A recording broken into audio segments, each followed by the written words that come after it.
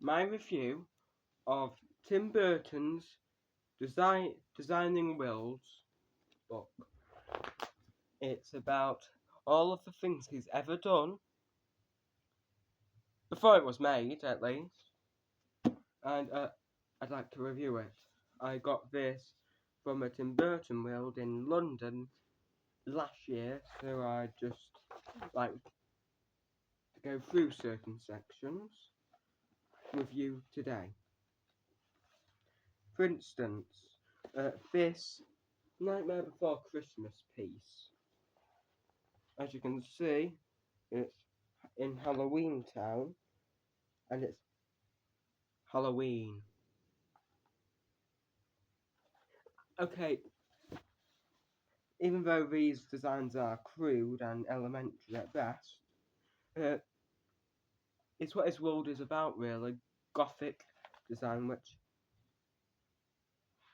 well, yes, his world has his design and gothic and goth emo, that kind of aesthetic has been around for a while. He really made it popular, and I'll be back in a second. Come in.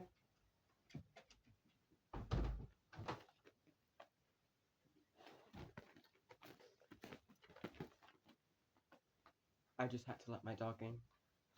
So as I was saying, Tim Burton, yeah, he really modernised it and just expanded it into what we know as today, with stuff like Beetlejuice, Batman, Pee-wee's Big Adventure, those early films of his. They bring out his style, but not at first. Like Pee-wee's Big Adventure, it couldn't really have a style cause Pee-wee was already this goofy character, and Tim Burton's not about the goofy, it's about scary. But scary where children can watch it.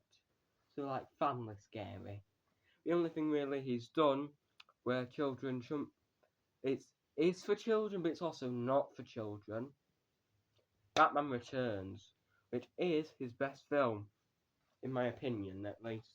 I know lots of people say they don't like it, and that's because of the penguin. Now, just gonna this one about kissing speaks for itself, really. This is what happens when you have Botox. Just a message. Obviously, that didn't happen when he was around. That's just a joke. Horniness. Really. Burton's always worked out issues. I'll just leave it at that. If you know, you know. And if you don't, you don't. It's as simple as that. Now, look at this gory masterpiece you've got. So, the boy in like fine liner and pencil with a few water smudges, but then the blood is watercolour. And it just makes it look more like blood, the liquid, because blood is a liquid. So it makes it look more realistic and more expressionate. And this is one of his later pieces when he was doing all those remakes and Wednesday, Alice in Wonderland, that kind of stuff. So it shows he can still be creative without using people's nostalgia.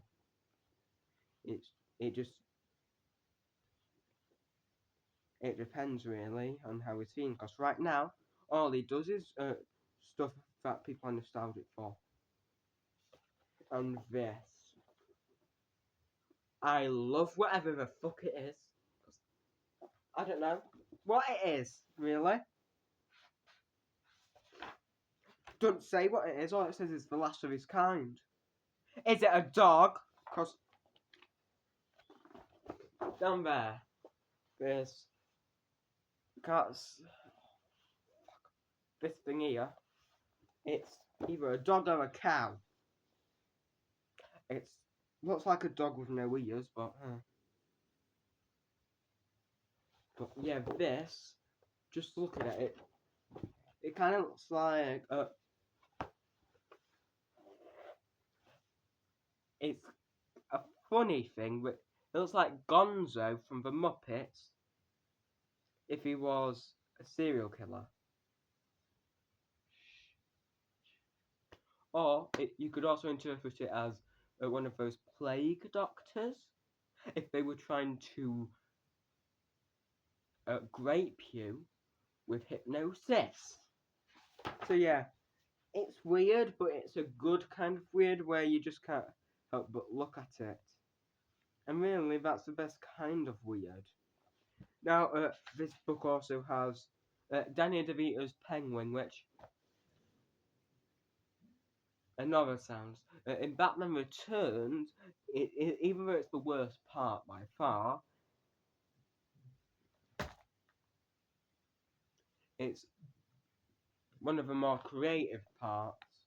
Just first look at all that prosthetics, the nose, the eyes. That's what all the work that had to go into it back in the day. But nowadays it would be just the nose and a bit of CGI, really.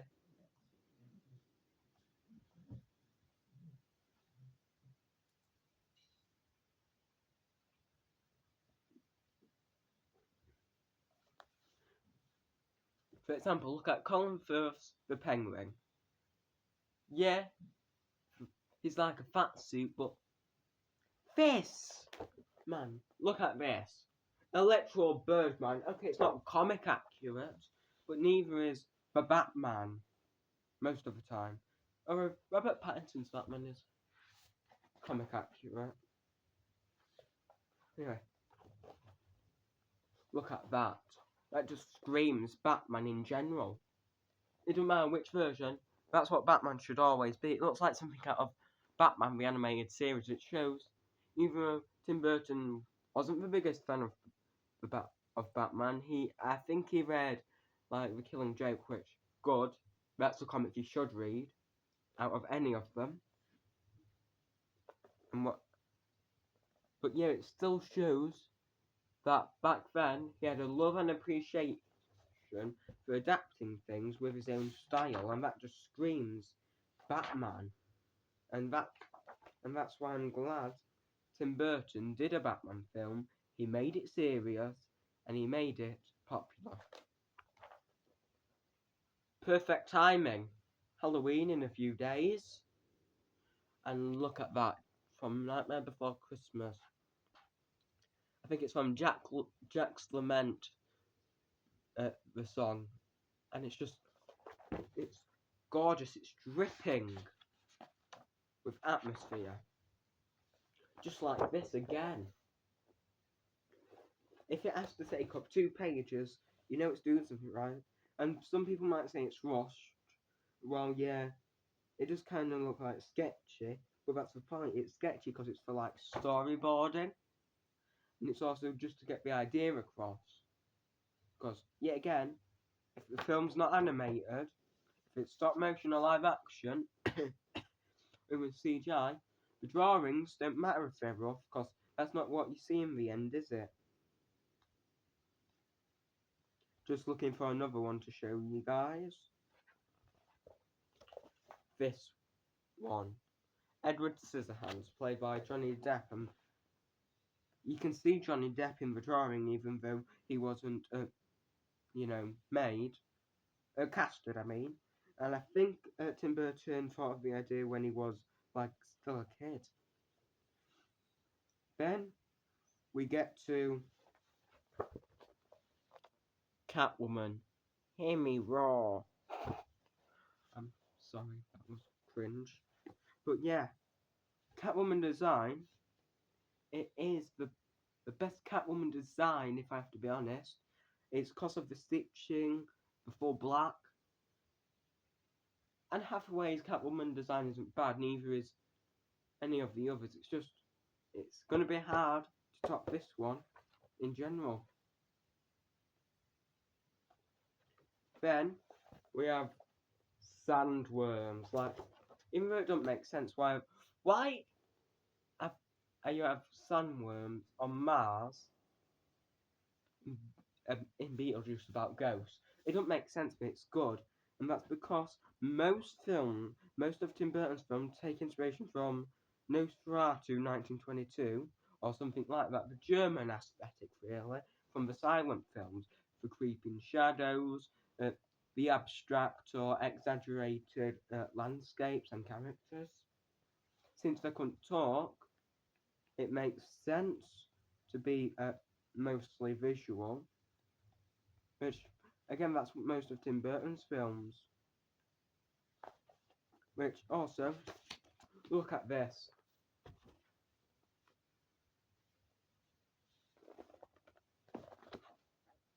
This is how much effort goes into any stop motion film, and it shows in the end. And I think even if you don't like those kind of films, you should still have appreciation for it, because many people do, and I think, well, makes sense, you should. And that's it really. This is a fantastic book that I think if you can, you should buy it. It's good for like if you're collecting like gothic books or just stuff related to Tim Burton. And if you're ever looking for inspiration and you don't want to watch the films, get one of these. So, as always, well, most of the time anyway, when I remember, but no, subscribe, please. If you want, it's free, doesn't cost out. So, what's the harm? I don't know about analytics, that stuff where it says how many viewers aren't subscribed, so I don't know what percentage to tell off, or just plead and beg, so I don't know what percentage it is. Please comment all you want, please, and like, that way YouTube can show it to more people, so that more people can watch this, and I can just make more content. And just so viewers know, the content I make, when I release it, yes, this week, like Monday to Saturday, like that's going to be pretty like one or two videos every day, but like it's monthly, randomish, so don't get upset or impatient, because I'll still be making videos, as you can see. These recent videos I've done, and which, like that Charlie Kirk one, which got me lots of views, which, for me at least, which I'm thankful for, compared to my videos from 4 months ago, so yeah. Bye!